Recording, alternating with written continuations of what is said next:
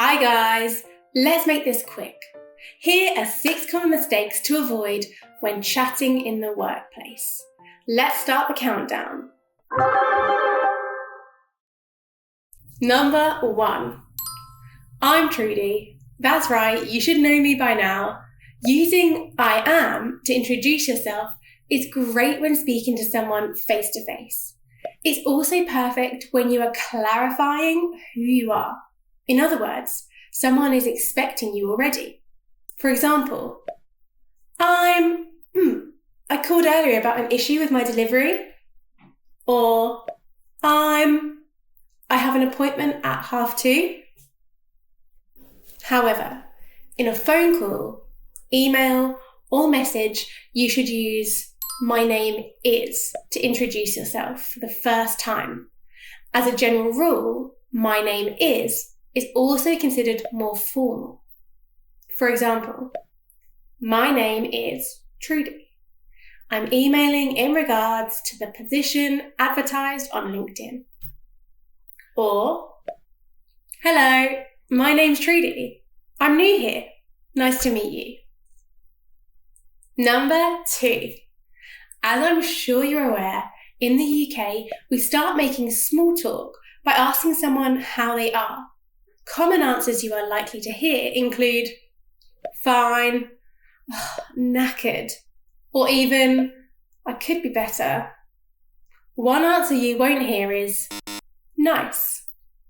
If you say I'm nice, it means you have a kind personality. You can say that for your weekend, your day off, or a trip was nice, but a nice person is a good-natured, kind person. To answer, how are you, in a slightly positive way, why not try, not too bad, decent, pretty good. To be even more positive, you could say, I'm great, I'm brilliant, or I'm feeling amazing. Number 3.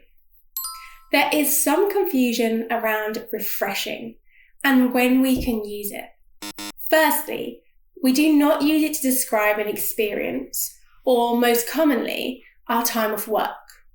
Rather than saying, I had a refreshing weekend, you should say, I feel refreshed after the weekend. But why? Well, refreshing is a term for something unexpected and new. It's a compliment because a person, an idea, or a concept is not the same as everything else. For example, it's great having a young person on the team. Their ideas are always refreshing. Or, what a refreshing way to do business. It's amazing what new technology can do. Number 4. We all get stressed during the week and usually do some sport or light-hearted activity to reduce that stress. That leads me on to our next common mistake. I play golf to relieve myself on the weekends. Now, I know what you are trying to say, but relieve oneself is normally a polite term used to refer to someone who needs to go to the toilet. For example, it was awful. A random dog relieved itself all over my brand new bag. To correct this sentence, we would say, relieve my stress. However, this is not the most common term used. We're much more likely to say, I played golf to reduce myself, to relax, or to unwind. Unwind is a verb meaning rest and relax after work or a stressful task. For example, I like to read a book and have a glass of wine to help me unwind. Or, a trip to the Cotswolds is a popular way to unwind. Number 5.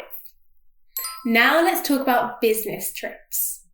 Of course, we may want to discuss these trips and tell people where we are going.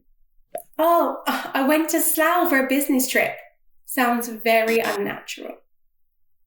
Go on a trip, whether it be to the beach or a business trip, is the collocation we use.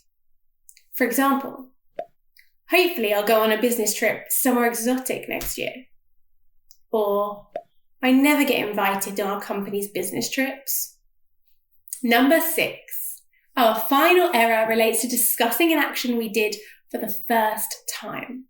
If you already completed the action, met the person or visited the place, you cannot say, I have never. Instead, you must use, I had never. Why? Because at this point, yes, you have completed the action, but back then, no, you hadn't completed the action before.